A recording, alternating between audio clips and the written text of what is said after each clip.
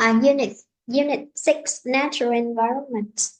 Mm, do you care about the environment? If yes, show me that how you care the environment. Yes, we definitely care about the environment a lot, especially nowadays when the environmental problem is getting uh, getting worse, Mm, and the government and environmental organization also have some campaigns to raise people awareness, to uh, to let people know about the effects of human activities to the environment. And I also joined my hand in those campaigns. mm. Usually read papers, read news, and also I sometimes also do some charity work, Charity work. like picking up collect collect garbage from the Mm, street. mm. Do some charitable or charity work like collecting garbage on the street. Okay. Anything else that people can encourage people to join hand? Just collecting the garbage. Uh, I also sometimes share the post about environmental problem on my social media, and Mm, I also uh, talk to people around me and mm, them inform them about the importance of environment. mm, I try to raise people awareness. mm. Okay, now I give you some vocabularies. Today we learn some techniques how to solve the question for first yes no, not given question, and then the summary. Now repeat after me. Captivity, Activity, conservation, conservation, endangered, endangered, extinction, extinction, habitat, habitat, poach, poach, uh, species, species, um, threaten, threaten, threat, threat, threaten. threaten, Okay. Again, one more time. Species. species, Okay. Captivity, the situation or the status that the person is kept in one place, such as in prison, and the animal is kept in one place, such as in the zoo. So, what does it mean, captivity? and is it capture, just like capturing. Capture. Capture, you catch someone, but you put them in one place and they are restricted to move out of that place. Just only in that place. You couldn't move. After you capture the animal, you may keep it in your house. You take it to the zoo, take it to the maybe you sell it to another people, another place. So capture is just the action. You maybe you grasp it, you get it, you grasp it, use your hand to capture it. But captivity, you put that person or that animal in one place and you constrict them to move. They don't have freedom. Oh, So can we say in Vietnamese? Tức là cầm tù.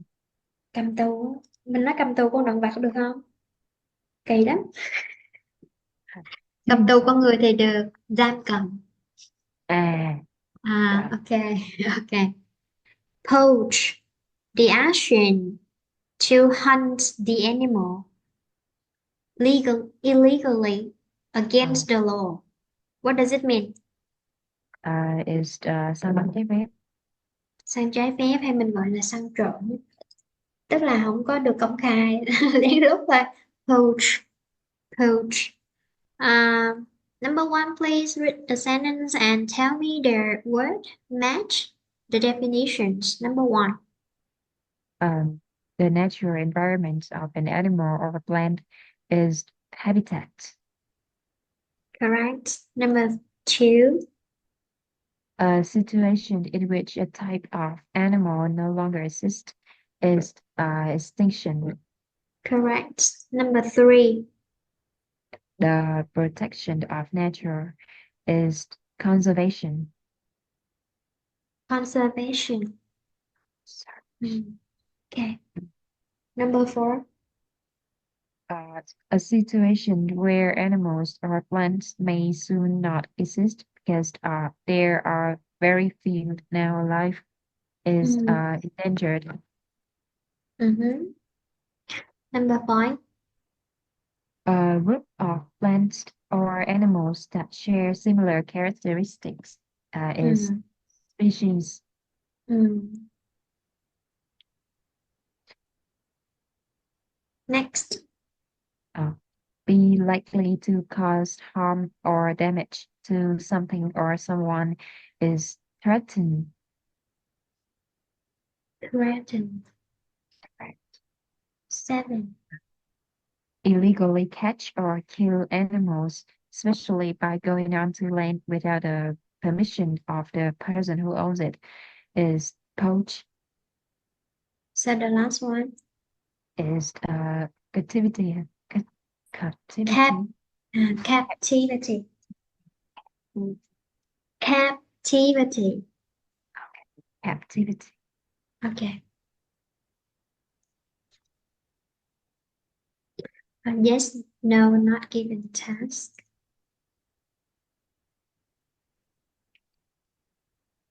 So I would say uh, um, Henry is a student at uh, high school. Okay. So the question, Henry is uh, Henry is a good student. So yes, no, or not given. Is not given. Not given. Number two, Henry works at high school. Is no. False. No, yeah, no, no, no, remember. Yes and no, not given. Nó có một cái dạng câu là true, false, not given. Và một bài là yes, no, not given. Nó đang nói yes, no mà mình ghi từ false, cái là đáp án mình không có điểm nhé.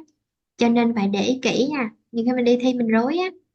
Nhớ kỹ nó hỏi là yes, no hay nó hỏi là true, false. So yes, no talk about the personal opinion. Personal opinion tức là cái câu đó nó có đồng tình với cái nội dung trong bài hay không. Nếu mà mình cảm giác cái câu đó với cái ý kiến trong bài nó thuộc kiểu là hai ý kiến này nó chọi nhau ấy, thì mình sẽ là yes no. Còn cái dạng true false nó kiểu là liên quan tới facts nhiều hơn, là sự thật nhiều hơn nhé. Cái này nó hỏi về personal opinion. False. Uh, Read this one please. Read the text please. Okay. Okay, let's start. It is commonly believed that taking steps to protect the environment is morally the right thing to do. What is sadly evident, however, is that we all have friends and family who do not concern themselves at all with tackling this problem. The number one reason for this is that for some, it is just inconvenient.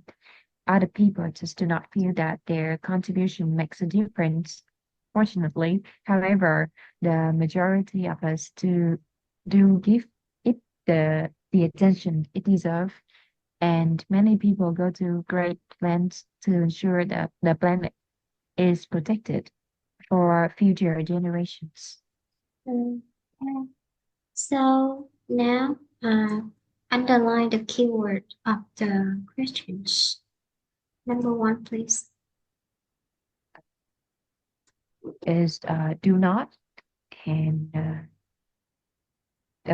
they do not believe the involvement would make an impact. Mm, okay.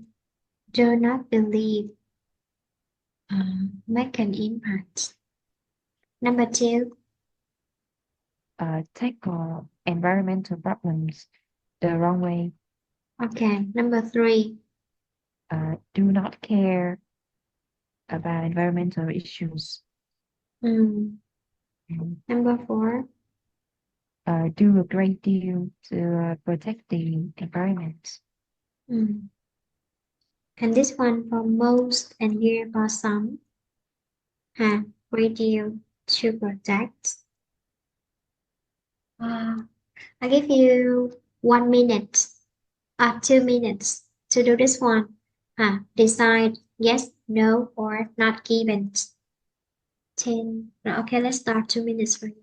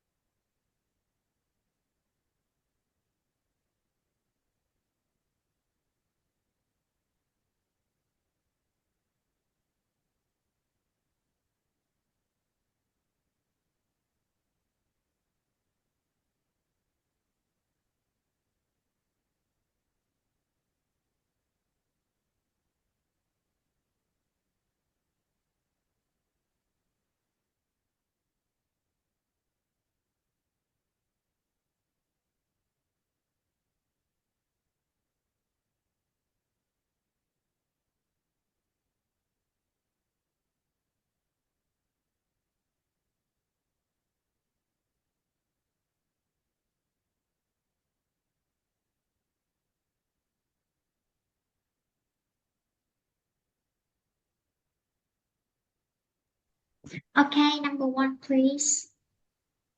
Yes, number one is yes. Hmm. Information.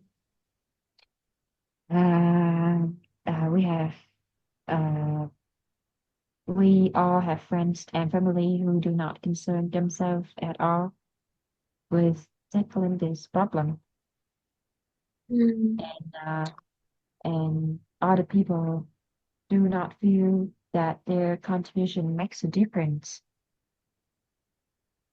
Hmm. So friends and family do not concern. Okay.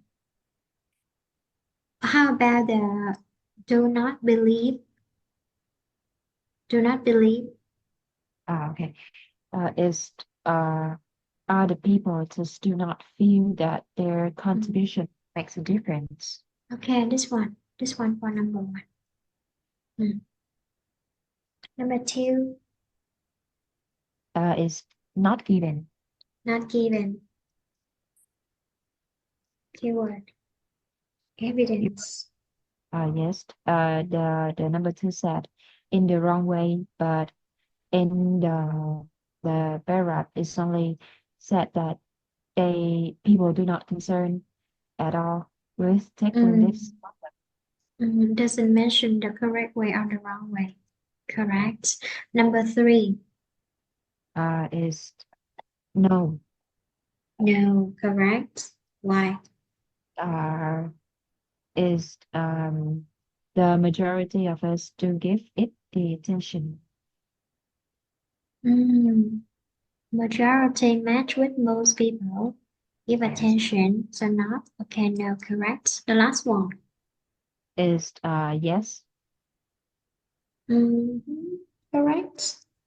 and many people go to great lengths to ensure the planet is protected. Ah, great lengths. So And reduce. Okay, correct. Hmm. The role of the modern zoo. Initially, can you find another synonym for this one? Initially, at the beginning, correct. At the beginning.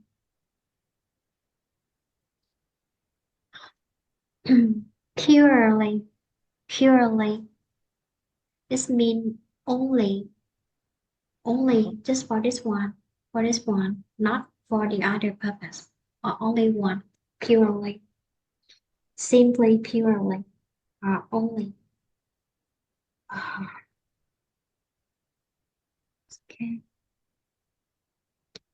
Criticize, criticize. Can you explain this one? Criticized. it's like the problem the topic is criticized because people have big disagreement on the problem. When the survey have negative feedback, negative comments, don't disagree with that. Dramatically, dramatically is mean in a large amount or a small amount. It's large. Large amount is mean the big difference. So develop dramatically is mean developed in an extreme extent, extreme the high, very high degree. Biodiversity. How can we say this one in Vietnamese? Is đa dạng sinh học. Okay. Uh, association. Captive. The adjective for captivity. Uh, captive is an adjective and captivity is a noun. Adjective and a noun. Reading. Reading. Mm, reading is mean It's like gave birth. Gave give birth. birth. Mm. Maybe so I would use this one in Vietnamese because this kind of technical word. Breeding is mean nuôi cấy, nuôi Okay. cấy. Okay, so use the cell to it mean take care of the cell of the body and then it's gradually develop as okay nuôi cấy breeding breeding. Mình chắc điện là breeding breeding, breeding, breeding, breeding. Reintroduce reintroduce. Make it make something the situation that something is reintroduced is been introduced again. Oh, So in Vietnamese we can say tái nha, tái giới thiệu, tái một lần nữa. Lạ. Reintroduction. Ừ. Ý là hiểu nghĩa nhưng mà lạ quá ha, nghe nó lạ lạ. Tức là nó làm sao? Thì nghe tái giới thiệu thì hiểu á, nhưng mà nghe nó lạ lạ sao á. Thì mới nói hôm nay học cái từ vựng về cái chủ đề và đa dạng sinh học mình chưa bao giờ học mà. Tức là nó đã từng bị gì á. Tuyệt chủng. Nếu mà tuyệt chủng rồi sao mình đưa nó vô lại, có thể nó bị mất trong cái chỗ đó bây giờ người ta đưa nó lại, còn nó tuyệt chủng luôn thì đâu còn nữa đâu, đúng không? Tức là nó đã từng disappear in display in a certain place and other people make an effort to bring it again, make it one one more time appear in that environment. Uh, Gene and genetic diversity. Genetic adjective for Chưa. gene. Chưa. What does it mean? What does it mean? À, cái đó là đa dạng gen. Đa dạng gen. Gen. Đa dạng gen. Okay. So genetic variation. Variation is mean À, đa dạng hả? đa dạng cũng được, hoặc nó có nghĩa là gì? Variation là cái từ động từ của nó là gì? The verb is vary. Vary. What does it mean? Mean change. Đúng. Change. Cái biến đổi gen. Ok. Hết từ rồi, hết từ mới rồi phải không? Ừ. Now Aaron, you take turn to read the text according to each paragraph. The first one, Aaron, you take turn to read the paragraph one by one. So, uh, I think you would start first. Okay. Initially seen purely as centers of entire entertainment, Jews were only often hai cái chữ often mình đọc một thôi nha. Jews were often heavily criticized in Tự dân, social. người ta cho thì đọc đi, có gì đọc? Often, Ủa nghe often, heavily. nghe kỳ ha. Tính tính tính lộn. Đó. Zoos were often heavily criticized in society for keeping animals captive. Nowadays, however, zoos have a lot more to offer than perhaps some people realize. Good zoos have changed their focus and are now responding to environmental problems such as the decline in wildlife and loss of habitat. Indeed, scientists believe that a third of all animal and plant species on Earth risk extinction within this century. The modern zoo, therefore, has developed dramatically as a major force in conserving biodiversity worldwide. Zoos linked with the Association of Zoos and Aquariums participate in species survival plan programs, which involve captive breeding, reintroduction programs, and public education to ensure the survival of many of planet's threatened and endangered species.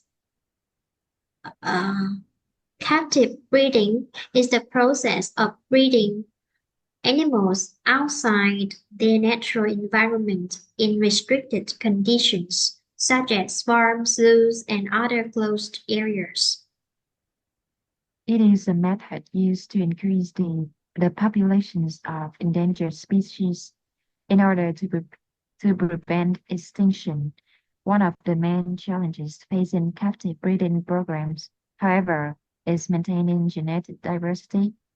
Zoo staff are fully trained in this area and manage the programs carefully to ensure genetic variation.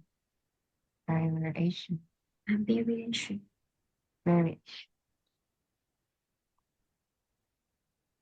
Another way in which zoos protect endangered species is through reintroduction programs.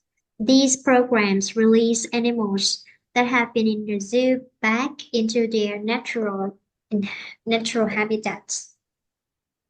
Finally, and perhaps most significantly, many zoos now concentrate on educating the public, partic- particularly the younger generation. These zoos educate millions of visitors each year about endangered species and related conservation issues. Visit, Visiting the zoo not only raises money for conservation projects, but also reminds individuals about environmental issues. Okay. Number one, translate into Vietnamese.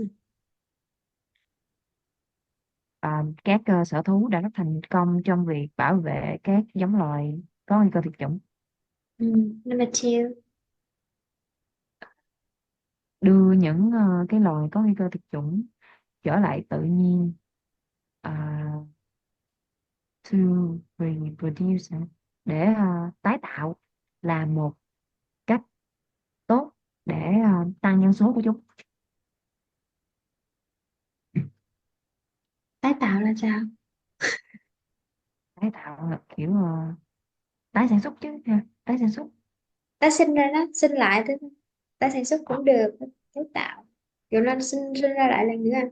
Reproduce. Sinh lại đúng không? Nói chung hiểu từ đó là được rồi. Number three.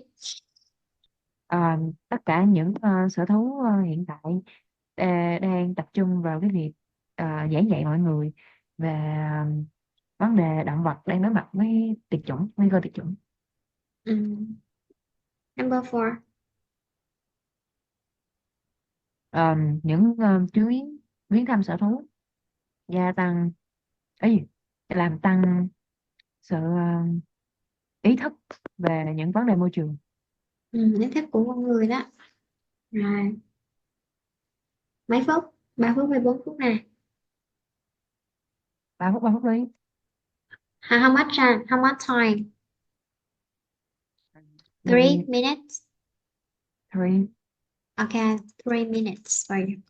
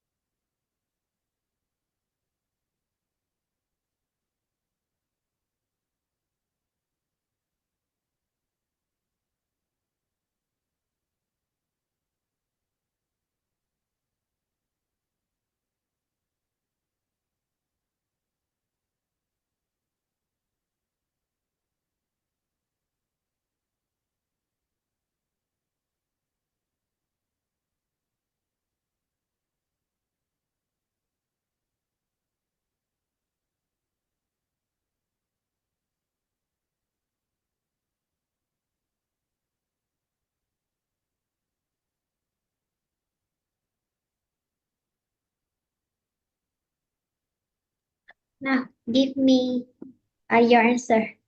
We check the answer. Come on. Is yes. Yes. Mm. Information. Is the line. The modern zoo, therefore, has developed dramatically as a major force in conserving biodiversity worldwide. Ừ. Dịch câu này luôn.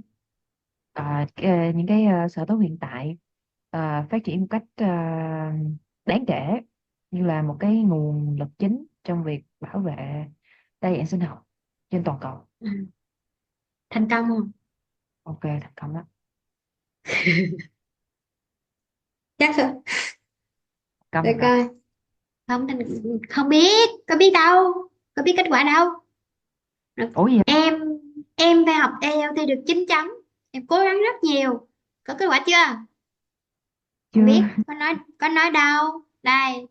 Ở trên này nó chỉ nói là ngày nay nhiều sở thú nó có nhiều cái chức năng hơn là người ta nghĩ. Rồi xong tiếp nói là gì? Các nhà khoa học cho rằng 1/3 động thực vật gì đó trên trái đất sẽ có nguy cơ tuyệt chủng vào thế kỷ này. Sở thú hiện đại là sở thú ngày nay đó đã phát triển rất là nhiều. Còn thành cây hoa thì chưa có biết. Not given. Yeah. Tôi nỗ lực rất nhiều để thi được ở 9 chấm đó. Còn cái vé 3 dấu chấm là sao, là chưa có, đợi kết quả mà chưa biết được là đúng hay sai thì cứ not given thôi, tức là mình không biết nó đúng cũng biết nó sai. Nó có nói đâu mà biết. Rồi câu số 2 nè. Cũng not given luôn. Not given luôn. Sai chỗ nào, đấy là cái từ nào nó quyết định not given đây? Cái ờ, putting putting endangered animals, Ừ, thông tin ở đâu nhỉ? cái đoạn captive breeding đấy. Captive Chú chuẩn. breeding là nuôi cấy, còn còn trả nó về nơi sản xuất của nó. Trả nó về nơi thế giới của nó là gì? Cụm nào bằng nghĩa với cụm là putting endangered animals back into the wild? Chắc là reintroduction programs. Đúng rồi, chỗ này sao nó mới nói là gì? Release animals that have been to the zoo back into their natural habitat. Trả nó về nơi mà nó bắt đầu đấy.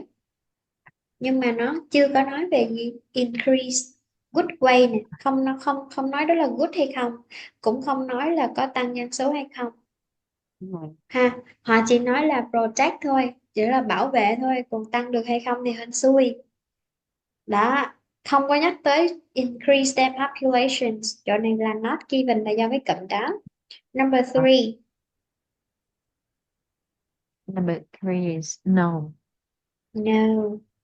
Correct. Thông tin nào? Chỗ mà significantly many zoos now concentrate on educating the public. Đó là many á, không phải là all. Đúng. Many thôi, là on đâu. Rồi, câu này là no. Câu số 4 nè. Tất nhiên là Yes. đúng là yes rồi, ok. Thông tin là Uh, Visiting the zoo not only raises money for conservation projects, but also reminds individuals about environmental issues. ừ, ok. Khi mình làm mà nếu mình đọc bài, mình có thời gian mình đọc bài trước thì mình tìm thông tin nó sẽ dễ hơn. No. Exercise 7. Đây là một dạng bài summary á. Nó sẽ summary lại một cái đoạn nào đó trong cái bài đọc của mình á, nhưng cũng không dùng từ đồng, nó tức là nó dùng synonym thôi, và nó đổi cấu trúc câu, đổi luôn từ loại nha. Thế bây giờ mình có gì? In the past. Nhìn 4 đáp án carefully, quickly, entertaining, animal conservation rate, produce and younger. In the past, zoo focused mainly on blah blah blah public. Để tìm thông tin chỗ này coi. Câu C đó. C, lý do. À, câu đầu luôn á. Initially been poorly as centers of entertainment. Correct. Entertainment. C. Entertaining. Câu số 2 nè, từ khóa dịch luôn đi.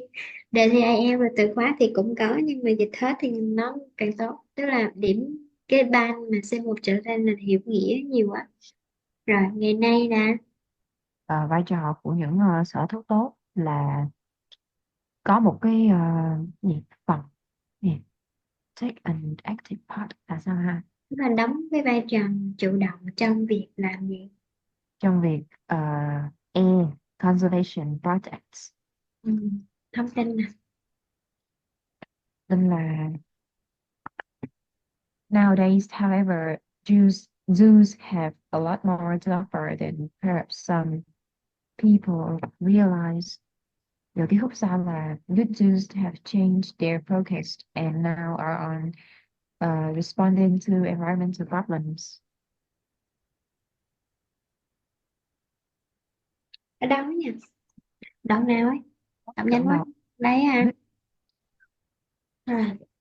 Good zoo. Ừ, Good zoo là environmental problems.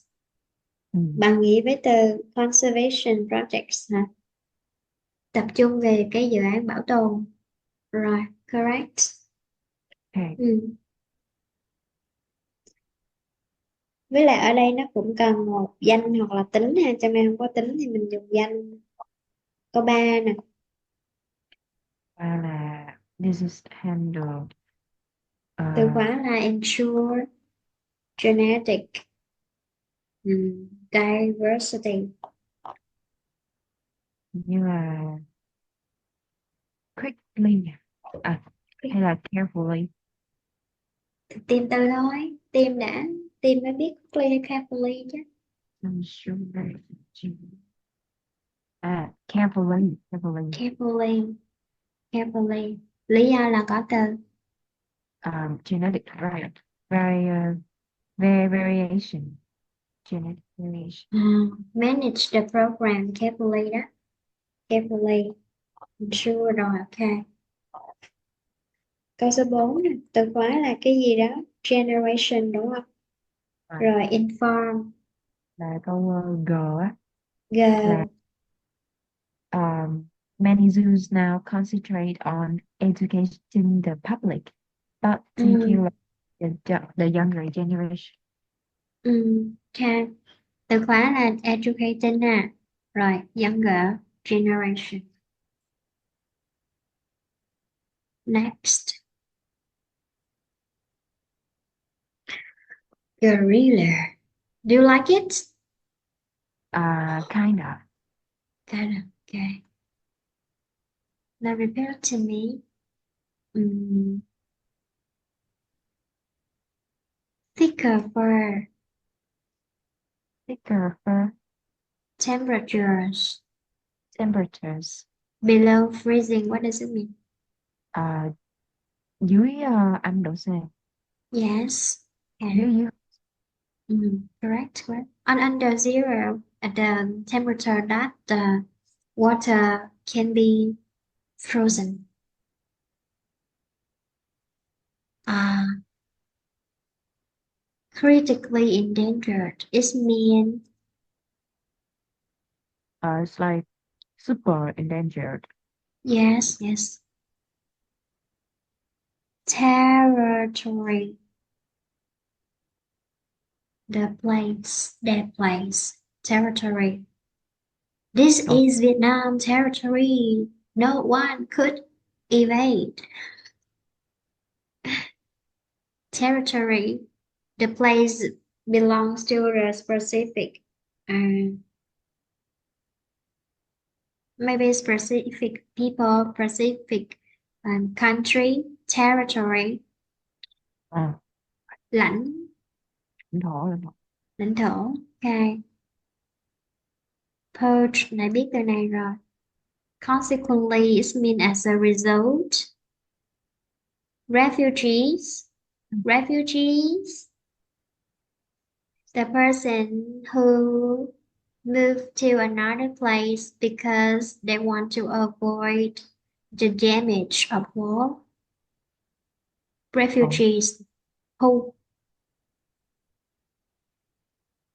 ờ, nhập cư, di cư.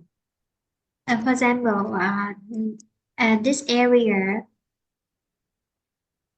this area, the citizens in this place suffer from the war, so there are a lot of a lot of dangerous elements that they can uh, steal their life, so they need to run to another place Ừ, to protect their life. ừ. Refugees, they are refugees. Dân gì? Đang tị nạn. Dân tị nạn. Ok.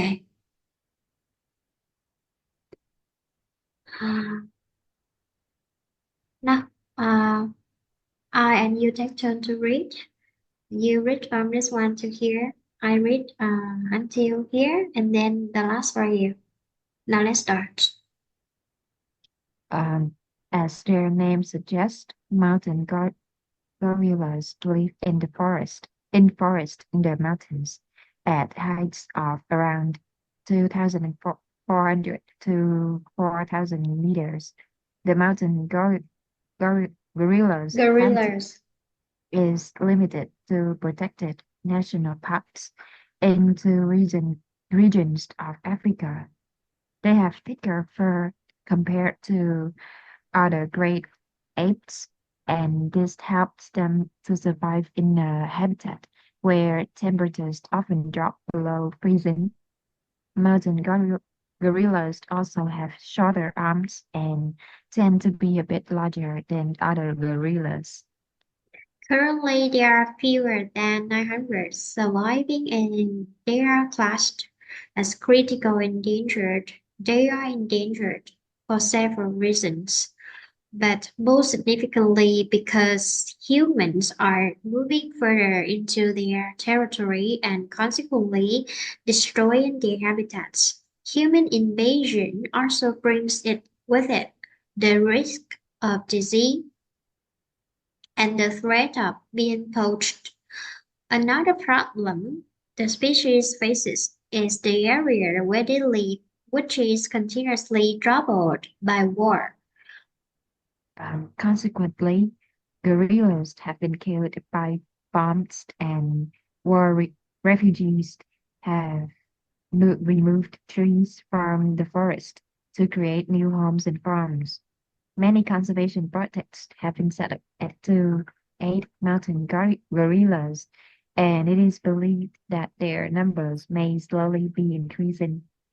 Nevertheless, they continue to face major threats from both loss of habitat and poaching. Okay.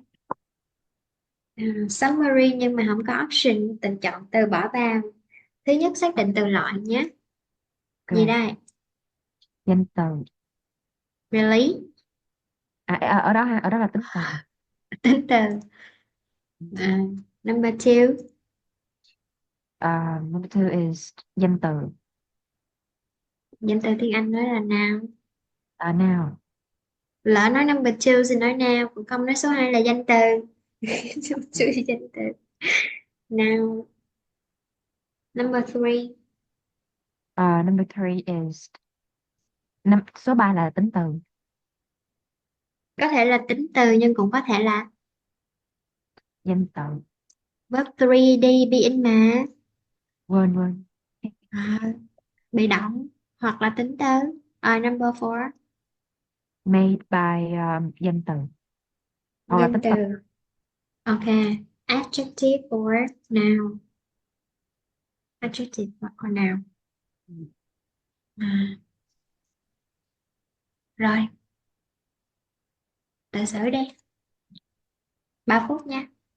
Ừ.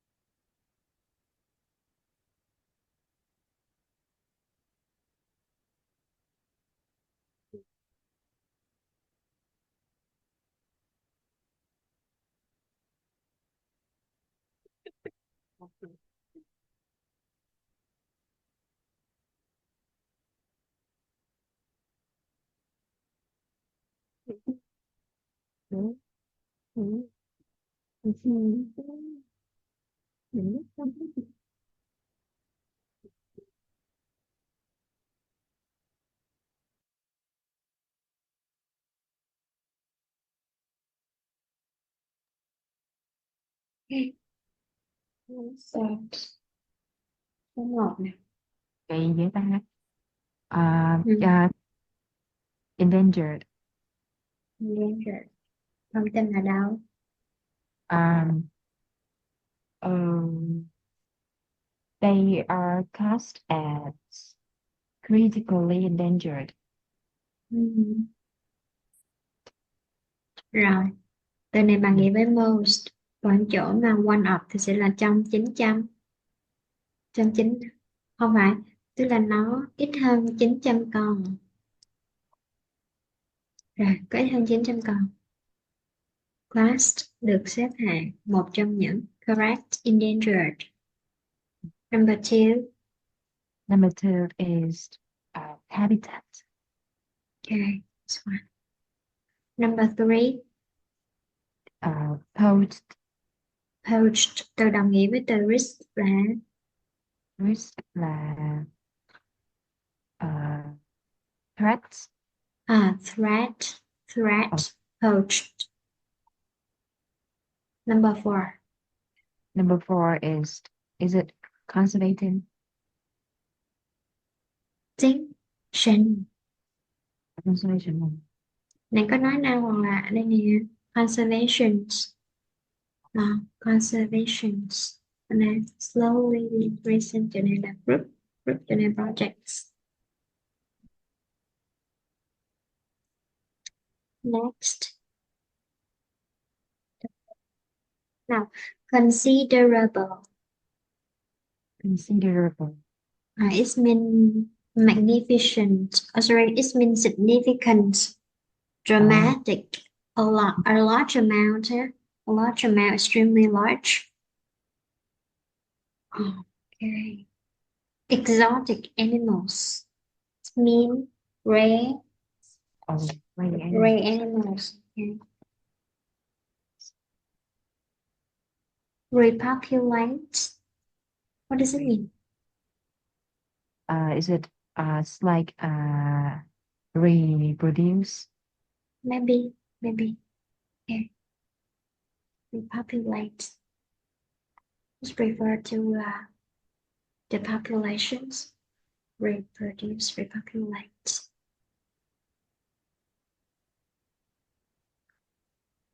Undetectable.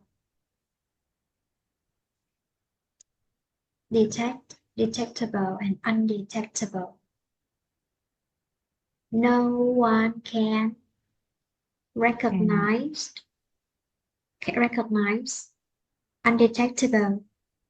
Like on that day you wear some strange clothes that because you don't want the people to recognize you, and you wear maybe chiếc áo tàng hình and no one can detect you, so you are undetectable. What does it mean?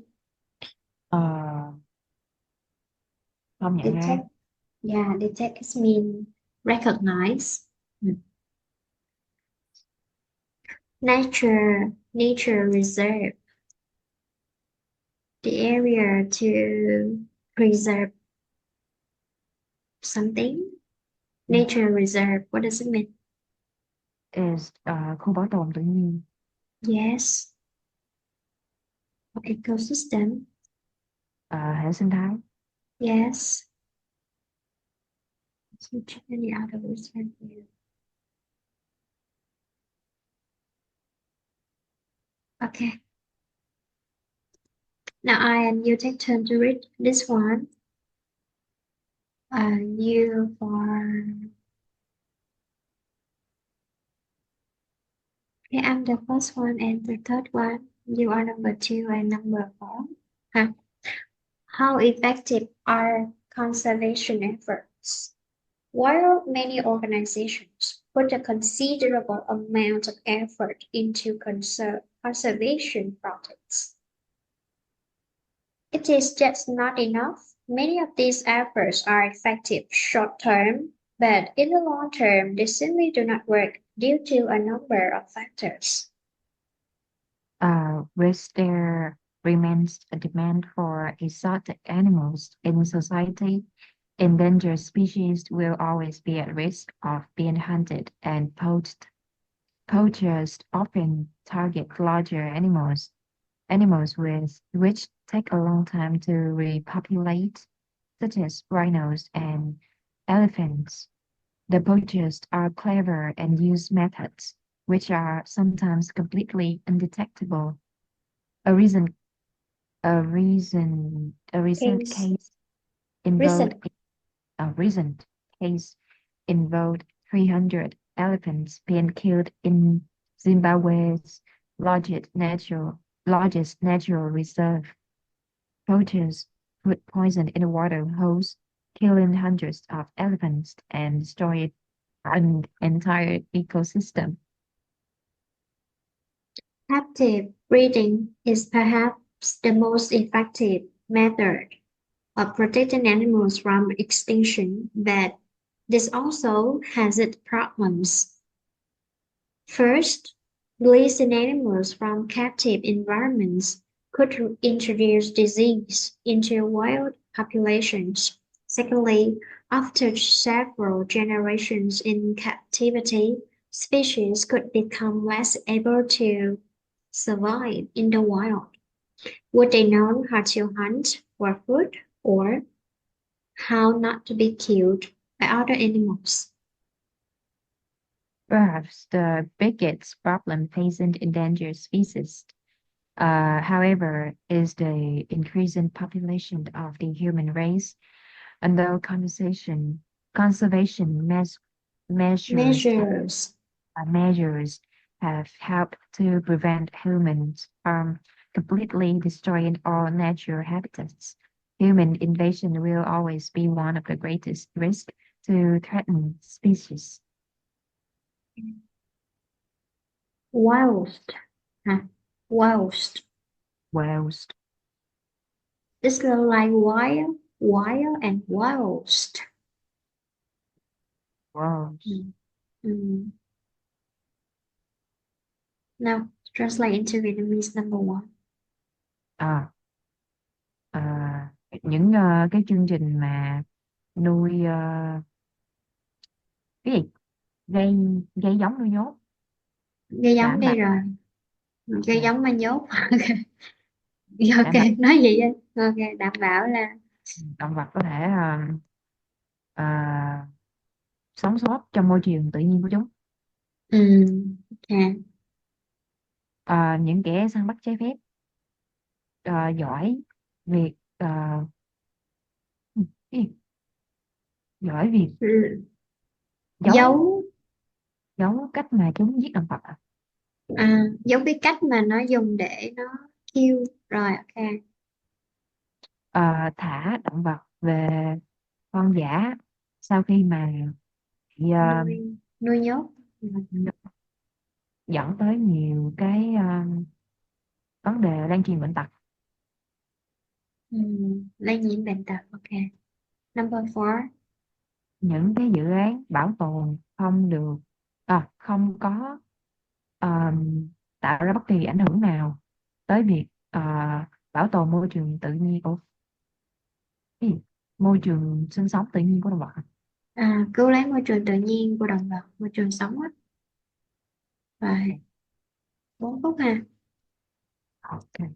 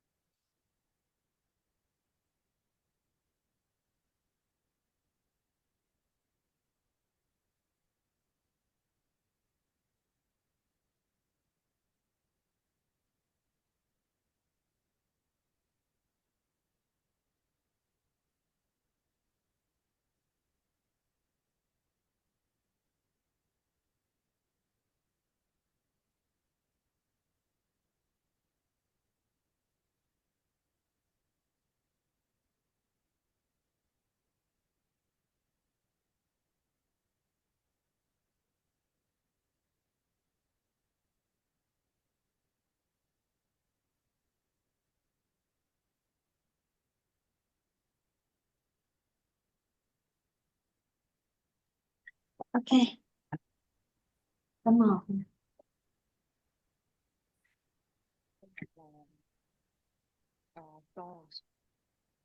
Oh no no no no.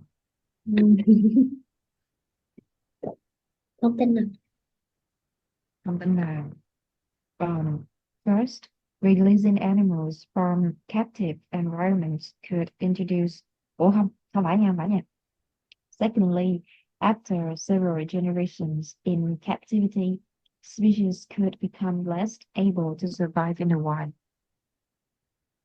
À,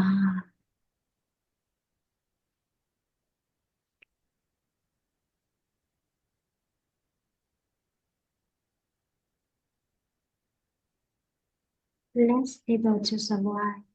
Survive in the wild. Ok, câu số 2.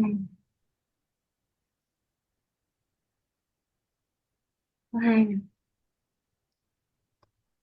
Number two is yes. Yes, đúng.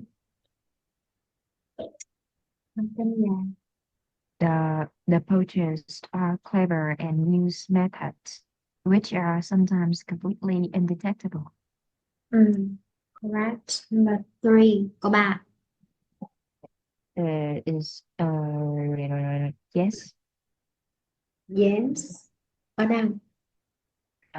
First, releasing animals from captive environments could introduce disease into wild populations. Rồi, dịch nghĩa luôn. À, Dịch nghĩa à, đi. vậy Dịch có nha. ra. Đầu tiên thì cái việc mà thả động vật được nuôi nhốt trong môi trường Trong môi ờ, trường nuôi nhốt đó. có thể dẫn tới cái việc mà lan truyền bệnh tật tới dân số ngoài hoang dã, ngoài tự nhiên. Rồi, cái chữ could đây mang nghĩa là Could, could chức năng của là từ này mang nghĩa là could hình như là has. Ờ, could ở đây là cái khả năng phần trăm có thể xảy ra đúng không? ờ, Chứ đâu có phải chắc chắn 100%. Trong khi đó cái từ has led là thì gì đây? hiện tại âm thanh. À, là nó xảy ra rồi. Trời Cho ơi, nên là cuối cùng nó xảy ra chưa? ai biết hên xui. Ai biết đâu, hên xui not given. cho nên cho nên là cái đề eo là không được bỏ từ nào hết, mặc dù là mình gạch dưới từ khóa là để đi tìm thông tin nhé, sau khi tìm từ khóa xong là phải phân tích từng chữ một luôn, nó đúng hết y chang á, nó khác có đúng một cái từ thôi, mà cái từ đó mang ý nghĩa về mặt ngữ pháp, nên đứa nào nó nói ai không thi học không cần ngữ pháp đâu bước ra đây. Đấy, cái này là đã có rồi, cái này là khả năng còn xảy ra chứ ai mà biết đường nào, not given. Câu 4 nè. Câu 4 là not even. Ừ. Là mà nào nè. Ở chỗ under conservation measures have helped to prevent humans from completely destroying our natural habitats. Ừ. Dịch câu đó luôn. Là mặc dù là những cái công cuộc bảo Xong. tồn Ừ. ngăn chặn cái việc con người thầy còn thầy thầy thầy thầy thầy thầy thì Rồi dịch cái thầy này đi, thầy gì nữa? đã Đã giúp rồi đúng không? Đã giúp ngăn chặn việc con người phá hoại hoàn toàn môi trường, giúp được chưa? giúp rồi, Rồi, rồi chỗ này nó nói là gì? Chưa, chưa có giúp. chưa làm được gì cả. Thì câu này cho No. 5.000 rồi cô nói không giúp nữa đó, rồi no. Ta cho 5.000 rõ ràng nó chưa cho tiền á, kỳ quá đúng không? Rồi, về nhà làm đoạn dưới nhé, Ok. làm thêm cái nữa, lật qua trang 15, tra từ vựng hết trang 15 nhé. Mấy cái từ energy đó bữa sau gọi lên giải thích energy là loại nào, tại vì bài này từ nhiều lắm cho nên cái nào mình làm điểm nhà mình tra hết đi. à, No. Tra thêm Ok. bài số 2 nhé. nói chung là trong bài có từ vựng nhiều, còn cái nào mình đến tới bài tập thì mình tra trước. Từ vựng trong bài không nhất thiết là phải thuộc, nhưng mà từ liên quan tới cái giải đề thì bắt buộc phải nhớ. Rồi xử cái từ đó, cộng thêm từ dưới đây nữa nè, xử luôn nha, không sao gọi lên hỏi đó. Tại mình học theo cái kiểu level nâng cao ấy, mình phải bớt từ vựng học ở nhà trước đi. Tiếp luôn nha, cái bài số 4 đúng không? Bây giờ qua cái bài số gắn dấu nè, bài 8, bài 11, 13, 14. Về nhà không cần nghe mà chỉ cần dịch thôi. Dịch hết từ vựng trong đó. Tức là mình hiểu nghĩa để hôm sau mình lên nghe mình đỡ bị mệt. Ok ok. Rồi, học tới 14 nhé, nhắc đến 14 cùng mấy cái bài sau để hôm sau nhắc tiếp. Rồi, Ok goodbye, ok. see you. Thank you. Ok. Ừ.